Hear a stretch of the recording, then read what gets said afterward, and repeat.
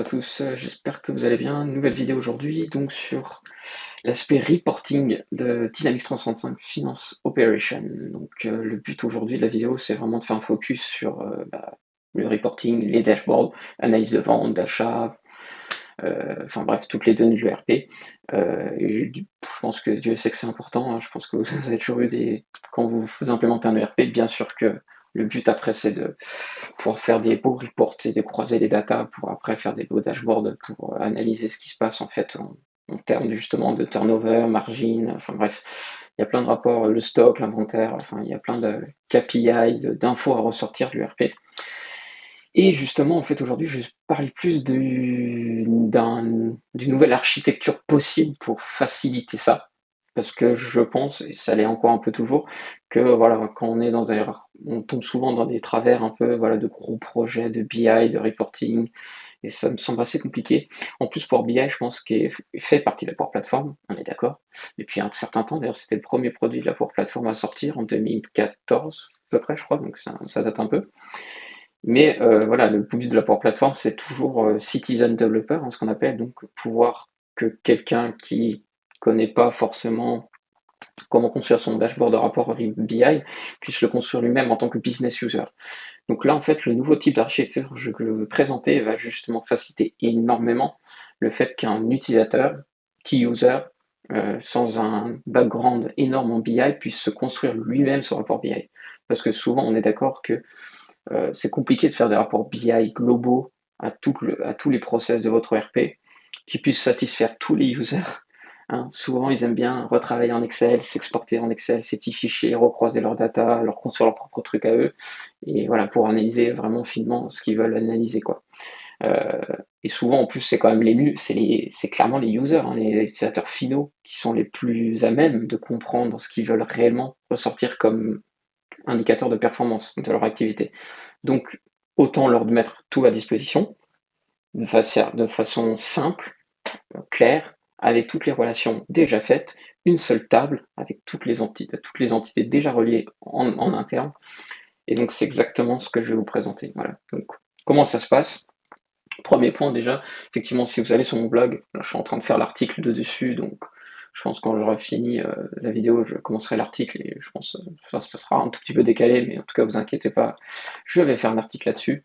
Mais à la base, j'en avais fait un qui date un peu quand même, qui était le 18 février sur le Data Lake et Finance Operation. Et justement, ce que je vais vous montrer en fait partie. Cette architecture, on va utiliser justement une nouvelle techno, enfin nouvelle, qui date un peu, mais qui est maintenant fortement utilisée dans toutes les apps Dynamics 365, même pour le CDS, avec la commande data service de la Power Platform, maintenant on peut tout exporter dans un data lake et vous allez voir le gain et l'intérêt de ça, hein, puisque du coup, moi par exemple sur des projets en reporting pour BI, souvent on utilise soit les data entities, qui sont les mêmes qu'on utilise pour la partie reprise de données ou en mode web service API, mais c'est pas performant parce que pour les entity stores, hein, donc le data warehouse, vous exportiez ça dans un SQL Azure standard qui est inclus avec l'abonnement quand c'est en cloud, mais qui en plus voilà est pas très performant. Vous n'y avez pas accès en prod directement, donc pour après déployer le rapport pour BI, c'est vraiment compliqué. Et pour les data entities, souvent, si vous aviez un Power BI et vous attaquiez directement les API, l'API hein, de Finance Operation pour attaquer les données de data entities, voilà, c'est pas de l'incrémentiel. Je sais pas si vous vouliez attaquer par exemple la table Ledger Journal Trans où il y a 3 millions de lignes, tous les jours vous demandiez un refresh des data de Power BI, il allait récupérer les 3 millions de lignes à chaque fois. Enfin voilà, vous voyez bien que le terme d'architecture technique, c'est quand même pas ce qu'il y a de mieux, quoi. Donc effectivement, je vous invite à regarder rapidement, hein. C'est l'article que j'avais publié déjà sur le Data Lake, et je vais en refaire un encore plus récent, plus actualisé, sur ce que je vais vous remontrer là en live dans cette vidéo. Donc moi, pour ma part, je préfère pas forcément utiliser les data entities parce que je considère que les data entities, c'est vraiment justement pour la reprise de données. Ça fait partie du Data Management Framework et ça fait partie des API pour intégrer, faire des flux d'intégration, mais pas forcément quelque chose qui est fait pour de la BI, on est d'accord. Donc pour ça, on l'a déjà actuellement, ça existe depuis le début de Finance Operation, ça existait même en XML 12 et 2009, c'est-à-dire un data warehouse. Le data warehouse de AX, il est tout simplement ce qu'on appelle maintenant, avec cette nouvelle version, les entity stores. Hein. Donc les entity stores, déjà dans Finance Opération, vous les avez là. Donc vous allez dans les systèmes d'administration, vous allez directement là, ici, dans les search, hein, tapez Entity Store, et vous arrivez ici. Donc ça, c'est vraiment ce qu'on appelle des cubes SSAS, hein. Donc c'est des cubes d'aggregate measurement, comme ils appellent ça, donc des cubes multidimensionnels pour vraiment analyser mes purchases, mes sales. Donc c'est très important parce que vous voyez, ça, c'est des cubes d'analyse de données fines, qui vont vraiment vous permettre d'analyser par cube. Je vais analyser les purchases, les sales, l'inventory, le budget, vous voyez. Donc, toutes ces choses-là, c'est fait pour du reporting, quoi. Donc, clairement, déjà, premier point, reporting, évitez si possible, sauf dans des cas extrêmes, d'utiliser les data entities, mais privilégiez surtout les entity stores. C'est vraiment une base de données reporting, un data warehouse, ça porte bien son nom. C'est un magasin de données qui va justement vous mettre à dispo toutes les datas possibles des transactions, des transactions, transactional data, de finance operation, dans une base multidimensionnelle qui est faite pour faire du reporting. Donc déjà, utilisez les entity stores, hein.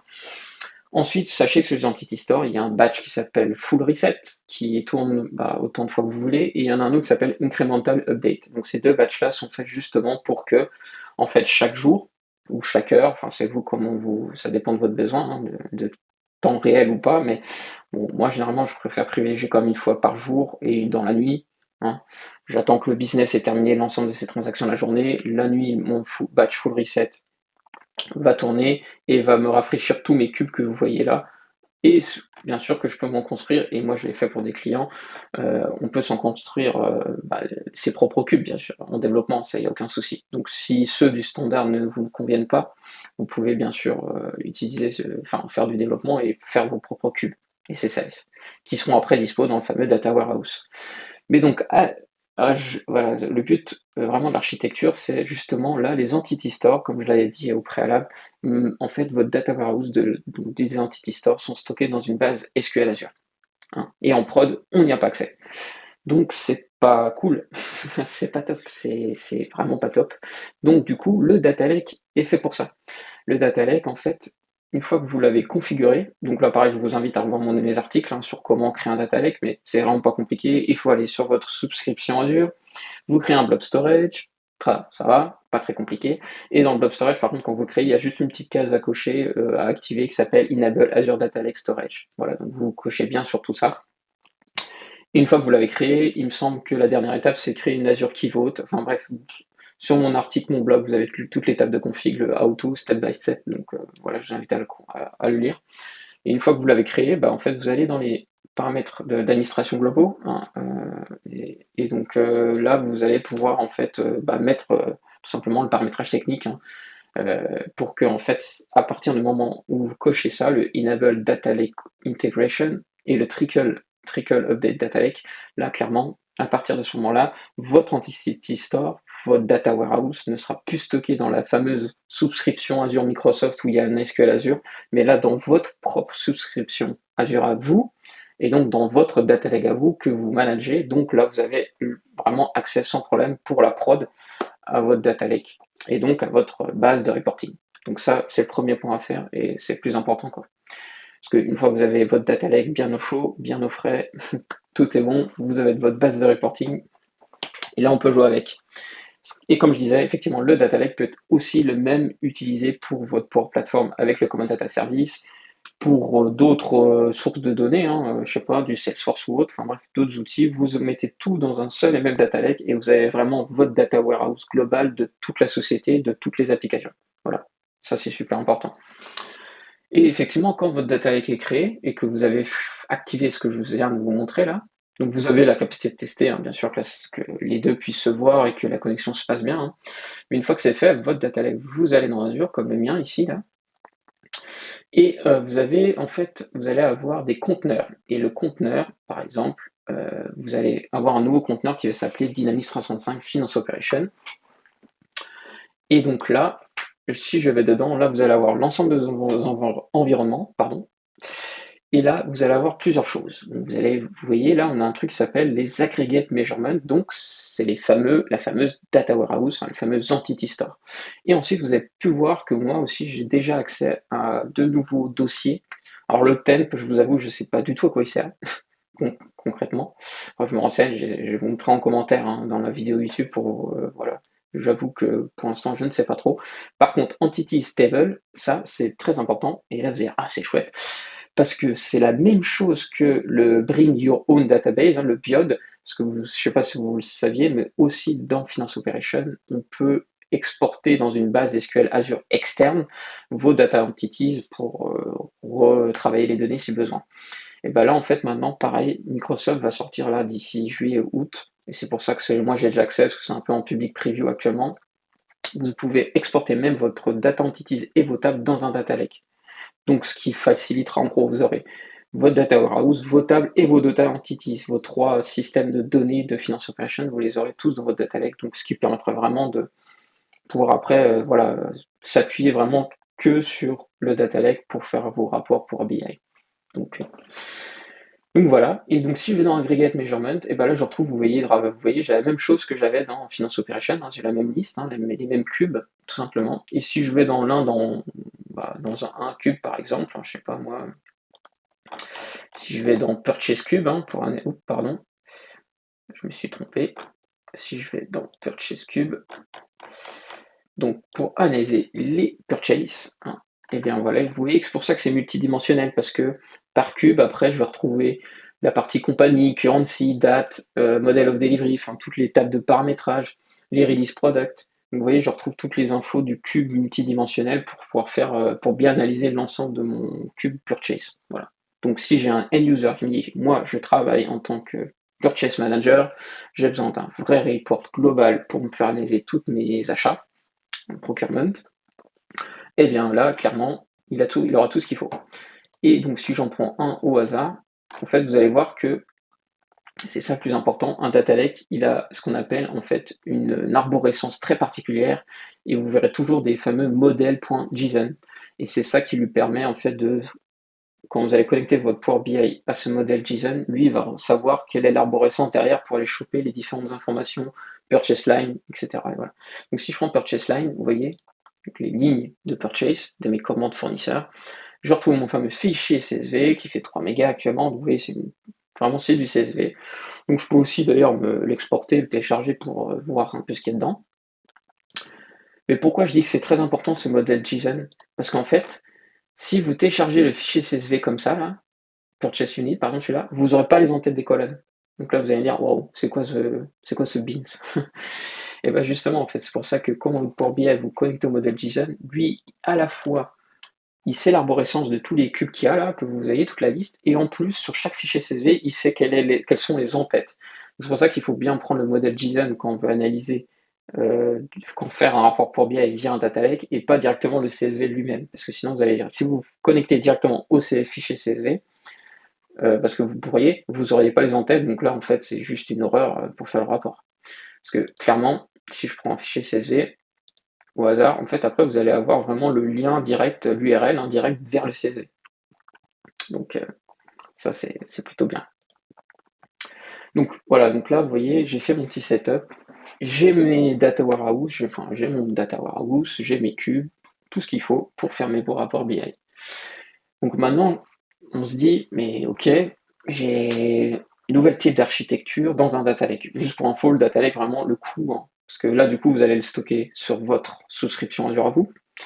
Donc forcément, vous allez payer, hein. Ça c'est pas compris dans les licences de Finance Operation en standard, mais vraiment le data lake, ça coûte, allez, si ça vous coûte 5 ou 10 euros par mois, c'est le grand max. Hein, parce que vraiment, c'est une base repository comme un SharePoint en gros, hein, enfin vraiment comme un File Explorer, un explorateur de fichiers à plat, des CSV. Donc vous voyez bien que en plus les CSV, vous voyez, ils font 4, 5, 10 mégas, enfin ouais, grosso modo, ils sont pas très gros et c'est beaucoup plus, voilà, vraiment. Donc si vous allez sur le site d'Azure, hein, vous verrez, vous avez une calculatrice pour voir le coût mensuel, mais un data lake, mais vraiment c'est juste ridicule.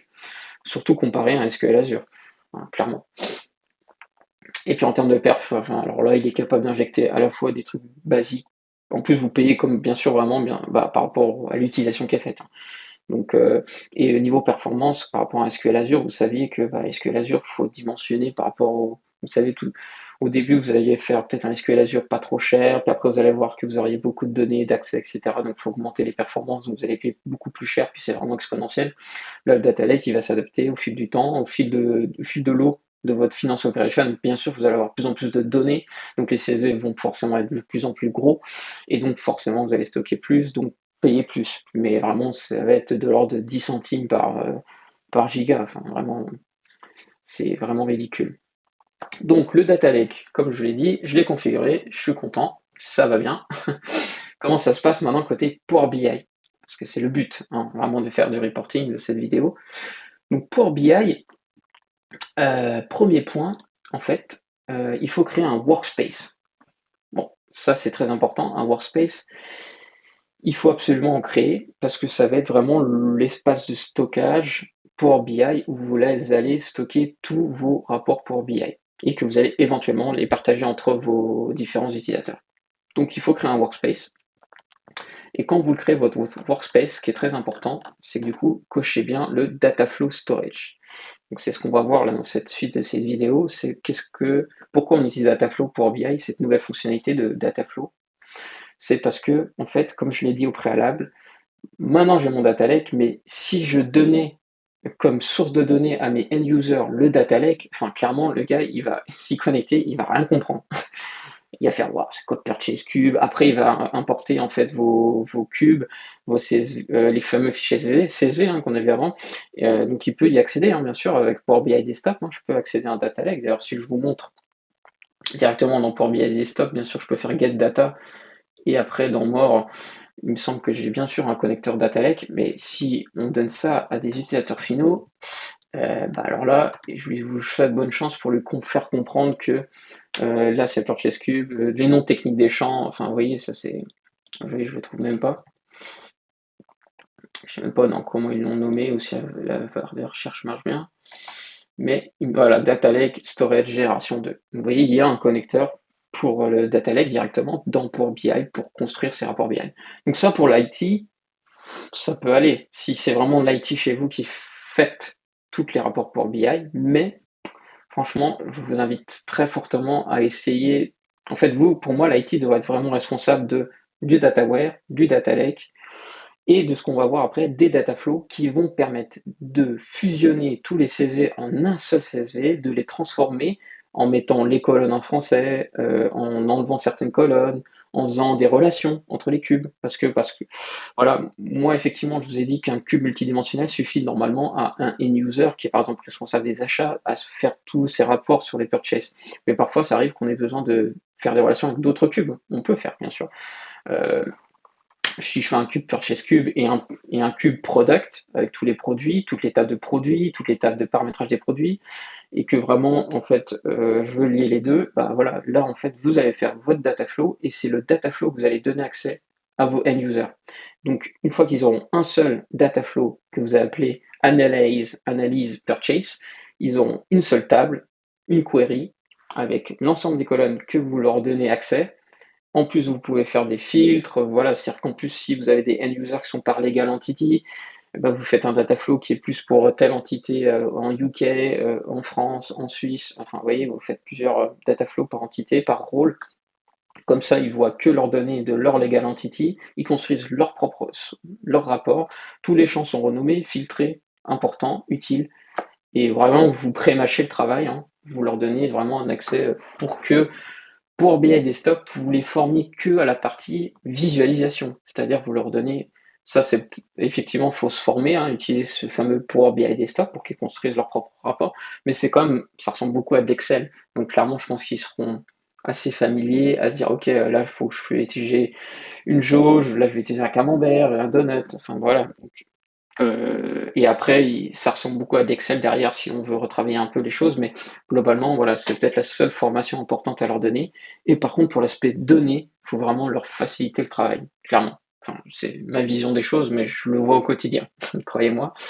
Euh, donc, comme je disais, voilà, on va utiliser les data flows parce que les data flows, donc quand vous créez votre workspace pour BI, vous sélectionnez bien data flow storage, et justement, avant que l'utilisateur, donc là si je suis le purchase manager, avant que dans Power BI Desktop je lui donne un accès, moi justement, quelqu'un de l'IT, et ben, je vais configurer les fameux data flows pour ma société, basés sur le data lake que je vous ai montré avant.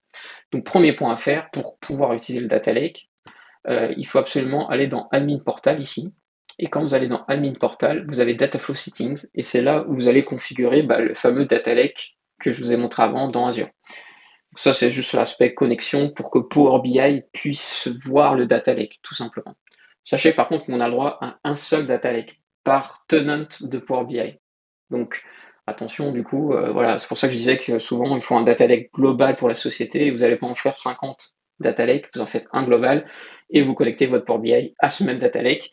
Et dans le data lake, vous aviez vu, j'avais une arborescence Dynamics 365, Finance, Operation, Power BI, mais on pourrait utiliser le data lake, stocker vraiment tous les apps legacy, enfin toutes vos données de plein d'autres systèmes dans le seul et même data lake. Donc là, moi, je l'appelais data lake Dynamics 365, mais en gros, vous pourriez l'appeler data lake global, nom de votre client. Et dedans, vous auriez dans l'arborescence Finance Operation, vous auriez, je sais pas, le CDS pour Command Data Service de la Power Platform, des autres applis, etc. Et voilà, et vous mettez tout dedans. Et votre data lake, après, voilà, vous le mettez en étant possible de l'utiliser comme un data flow dans Power BI. Donc ça, vous faites la configuration. Mais ça, je remettrai aussi dans l'article que je vais créer sur mon blog, comment faire cette fameuse configuration. Mais globalement, d'ailleurs, je crois que si je dis pas de bêtises, voilà, si vous allez sur le lien que je mettrai aussi dans la vidéo, vous avez voilà, configure, add CDM folder et connecter un data lake, un data flow storage. Voilà, parce que ce qui est important aussi, c'est ça que je ne l'ai pas trop dit auparavant, désolé, mais donc le data lake, vraiment, comme je disais, il a une arborescence très spécifique. En fait, ce qu'on appelle du Common Data Model, donc le CDM. Donc c'est vraiment une arborescence avec un répertoire central en haut, avec le modèle JSON, comme je l'ai expliqué avant, et après toutes vos entités avec les data files, hein, avec des captures de snapshot, hein. C'est-à-dire que les CSV, en fait, après, quand vous allez rafraîchir les données, vous êtes capable d'avoir des archives des précédentes refresh qui a eu lieu, donc vous êtes capable de remonter l'historique du suivi de votre entity store dans le data lake. Donc ça, c'est vraiment plutôt cool. Mais vraiment, les articles aussi de Microsoft expliquent plutôt très bien tout ce système-là, quoi. Donc voilà, donc une fois que j'ai fait cette fameuse configuration dans le portail administration, donc comme je vous l'avais dit, dans les workspaces, quand vous en créez un, bien penser à cocher le data flow storage, hein, très important. Et quand vous l'avez créé, comme moi, donc là j'en ai créé un que j'ai appelé test data flow, très, très sympa comme nom.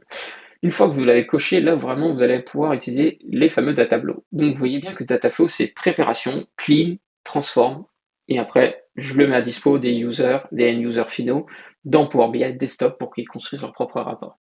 Donc c'est vraiment le but du data flow. Donc justement, quand je clique sur data flow, si j'en crée un nouveau, vous voyez j'ai plusieurs façons, plusieurs choses à paramétrer.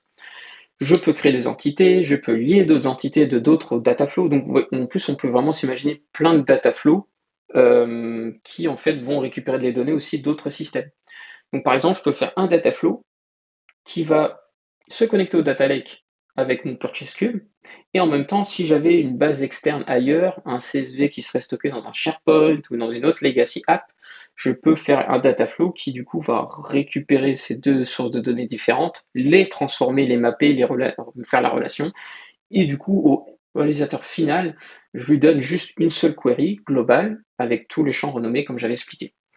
Et donc aussi, vous voyez, le fameux chose importante, bien sûr, c'est de faire le attach a common data model folder. Donc c'est là où je vais pouvoir dire, je peux me configurer directement à mon data lake. Donc si je fais ça, par exemple, là, il va me demander le fameux lien de mon common data model folder. Et donc ça, c'est le fameux lien que on avait dans le data lake d'Azure, hein. Donc vous pouvez le retrouver ici. Voilà, voilà. Que dire d'autre sur ça? Donc quand vous faites le data lake, le data flow, pardon, si je reviens en arrière, je peux peut-être vous montrer celui que j'ai fait sur les purchases. Voilà. Donc ce qui est cool, c'est que sur les purchases, vous voyez, quand vous faites votre data flow, si je fais edit, donc vous voyez en fait, je vais retrouver. Par contre, ouais, je ne sais pas si ça va fonctionner correctement comme ça. Mais en fait, là voilà, vous allez retrouver toutes vos queries. Et le but, c'est qu'à la fin, je lui donne un accès que à mon Analyze Purchase, hein. Donc le but, ça va vraiment être de lui donner. Donc là, vous arrivez dans Power Query.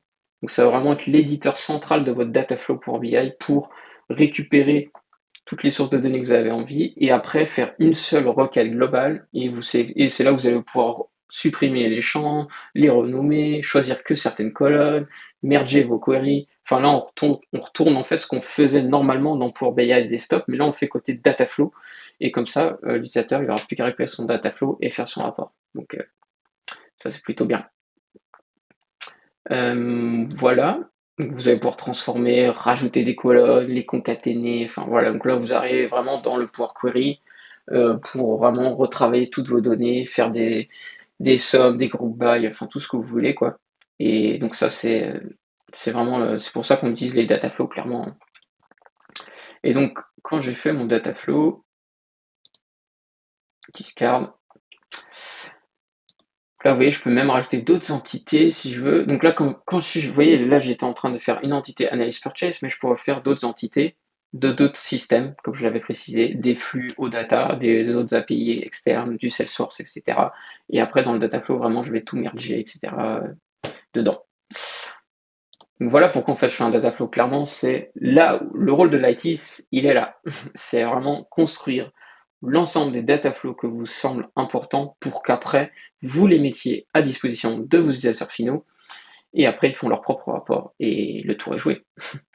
Et alors, qu'est-ce qui est important aussi dans les... Voilà. Ce qui est important dans les data flows, et c'est pour ça que cette architecture, c'est la meilleure qui existe pour faire des reporting dans Finance Opération, parce que ici, je peux aussi dire, surtout, ne me rafraîchis pas l'ensemble des data. Fais-moi que du incrémentiel, ce qui n'était pas le cas avec les data entities. Donc, si vous appeliez vos data entities depuis Power BI, hein, donc ça, en fait, on le faisait ici, hein, on allait dans Power BI Desktop, on faisait get data, on faisait du OData feed, et là on mettait l'URL, vous savez, l'URL de Finance Opération, /data, / le nom de la data entities. Et là par contre, après, quand on publiait le rapport, on demandait à faire des refreshs toutes les heures. Enfin, en Power BI Pro, vous avez le droit à 8 refreshs par jour. Mais bref, là à chaque fois, il vous refaisait l'ensemble du refresh global, quoi. Là du coup, vous allez lui dire dans Dataflow, eh ben, on va scheduler un refresh du Dataflow pour qu'il aille dans le Data Lake, récupérer le CSV le plus récent. Et puis par contre, en même temps, il va se dire, ok, mais par contre, il va comparer avec la version précédente pour que il ne reprenne pas tout le CSV, mais qu'il reprenne uniquement ce qu'il a besoin, ce qui a été le delta, hein, qui a été modifié depuis la dernière fois. Donc c'est ça qui est important à faire. Donc ça, c'est ça. Que dire d'autre sur le Dataflow? Alors là, si je reviens en arrière, pardon. Du coup, une fois que votre data flow est configuré, par exemple, ça c'est le mien, Analyse Purchase, ici vous allez justement faire le schedule refresh, hein. Donc c'est là que vous allez lui dire justement, eh bien, rafraîchis-moi ça voilà. Donc moi je fais une fois par jour, pardon, parce que voilà, j'estime que dans des cas précis, c'est quand même mieux de faire un seul refresh à la fin de journée, dans la nuit. Mais vous pourriez du coup vraiment, moi je l'ai testé en performance, vraiment avoir justement des rapports qui se rafraîchissent de Power BI sur votre data lake toutes les heures, quoi, clairement. Donc ça, il n'y a aucun souci. Bon, prenez en compte quand même qu'il faut une licence Power BI Pro qui coûte 8 € par mois, par user, mais pareil, l'avantage de cette architecture, justement, j'en viens sur la partie licence de Power BI, c'est que du coup, vous faites un compte admin Power BI, par exemple, vous lui achetez une licence Power BI Pro, hein, et c'est lui qui va être utilisé pour attaquer, faire les refresh, récupérer les data du data lake, donc 8 fois par jour maximum.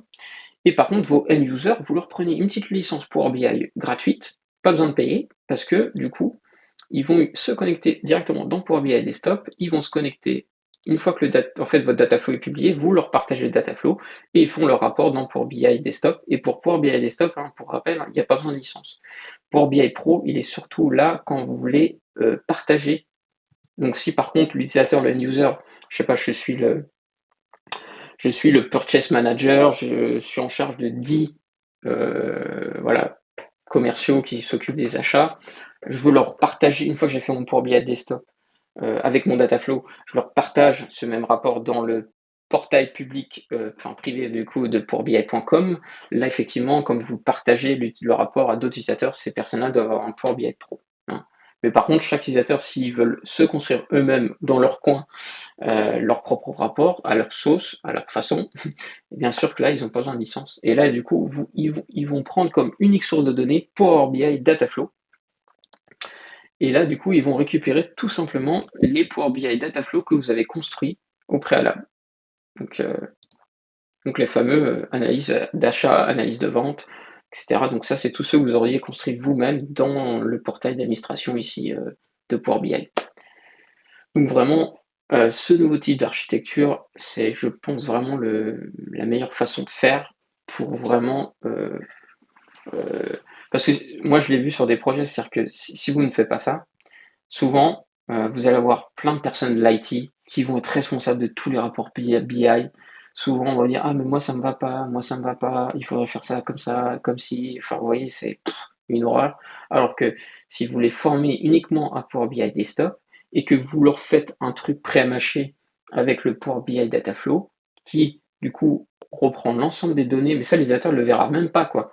C'est-à-dire que si je vous montre, en fait, le Analyse Purchase, vous voyez là, derrière Analyse Purchase, là, il retrouve tout simplement une seule requête globale avec toutes les colonnes dont il a besoin. Colonnes que vous auriez pu renommer, filtrer, groupe by, enfin bref, tout ce que vous voulez, faire des relations avec d'autres cubes, avec d'autres sources de données, de Salesforce, de autres.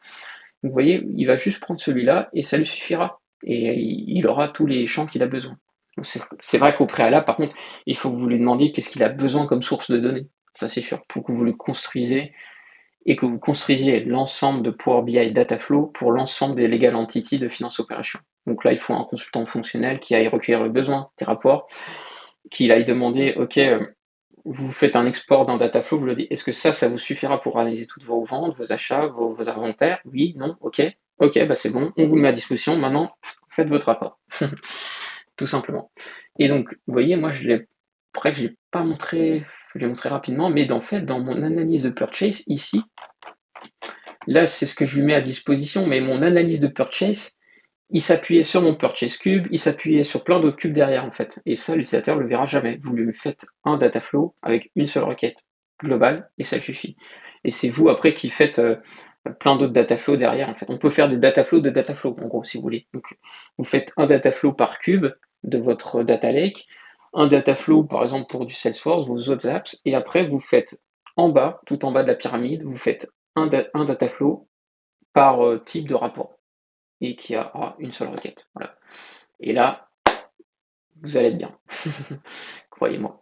Donc moi, justement, je vous parle de ça parce que voilà, pour certains projets, je suis en train de mettre en place ce type d'architecture et du coup, clairement, l'IT va être content de plus être responsable de l'ensemble des rapports Power BI, des ensembles du reporting, mais être vraiment responsable de ce qui est vraiment du ressort de l'IT, hein, c'est-à-dire des sources de données, du stockage, du Power BI, enfin de la configuration technique des choses. Et par contre, pour le business, qui est lui plus maître de son destin, de se dire, OK, pour bien analyser mon business, ce que je fais au quotidien, ou bien parce que je suis manager, je veux analyser ce que font mes commerciaux ou mes magasiniers, etc. Voilà, j'ai ce qu'il me faut pour bien analyser les choses.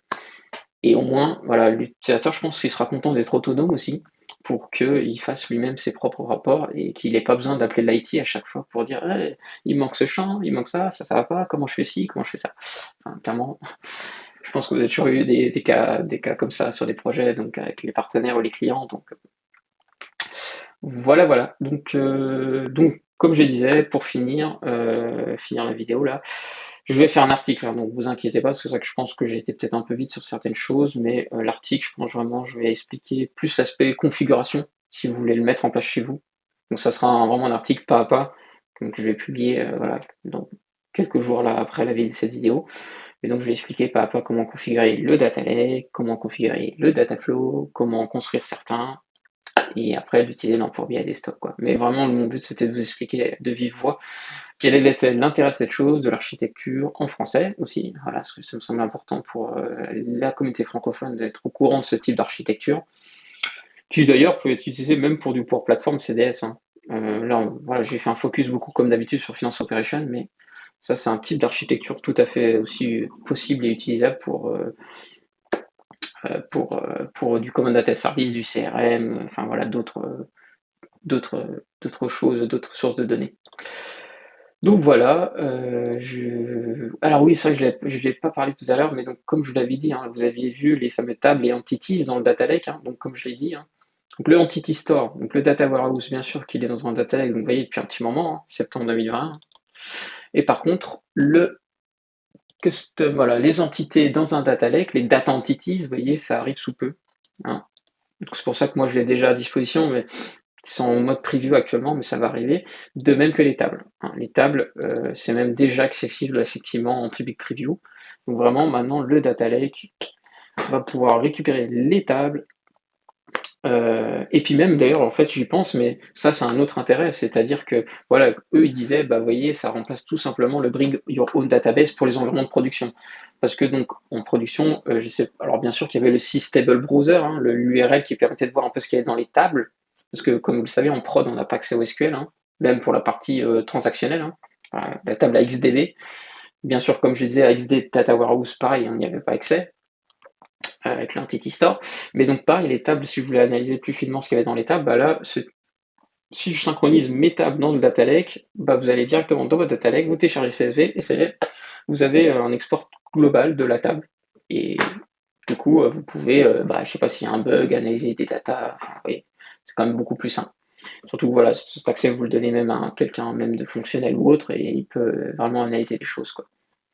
Donc voilà, donc clairement le data lake est au centre maintenant, je pense clairement de l'architecture globale de Microsoft, d'Azure et de Dynamics, et qui est donc fortement un gros intérêt à l'utiliser. Et donc là, l'intérêt que je l'ai fait, moi, vous voyez, bah, c'est avec Power BI, hein, puisque du coup, mon intérêt, moi, dans mon data lake, pour l'instant, pour les tables et les entités, oui, voilà, ça sera peut-être pour analyser un peu les datas, ce qui est un peu pour plus rapidement, mais pour les entity stores, hein, pour le data warehouse, l'entrepôt de données, clairement, l'exporter dans Data Lake permet après facilement de faire du Power BI Dataflow pour préparer, bon, je l'ai déjà dit, cleaner, transformer et charger, mettre à disposition des Dataflow par secteur d'activité de l'entreprise. Et après, l'utilisateur, voilà, il pourra vraiment avoir faire ses propres rapports facilement, quoi. Parce que voilà, il aura une seule requête pré-mâchée, tous les champs dont il a besoin, renommés, oui, parce que là je l'ai pas fait, mais vous voyez là, si vous lui donnez ce champ-là, et déjà data ID, mais enfin excusez-moi, mais moi si je suis un utilisateur final, je sais, enfin là je comprends que c'est la legal entity, mais enfin c'est pas très parlant quoi. Et en plus c'est super important parce que data ID, après souvent des fois vous allez devoir concaténer ça avec le sequence number de par exemple voilà, le numéro de séquence de la purchase, hein, de purchase header, hein, donc de la commande fournisseur, parce que souvent après, il va falloir en fait souvent faire des relations avec d'autres tables, et souvent bah, la relation, si votre sequence number il n'est pas unique par les entity, bah du coup voilà, c'est très important de concaténer ces deux champs, data ID, sequence number, comme ça vous êtes certain de bien faire la relation avec d'autres cubes. Donc, euh, donc voilà. Donc, et bien voilà, je pense que j'ai fait le tour. Donc bah, j'espère que vous avez aimé la petite vidéo. Et puis bah, je vous dis à la prochaine et merci à tous.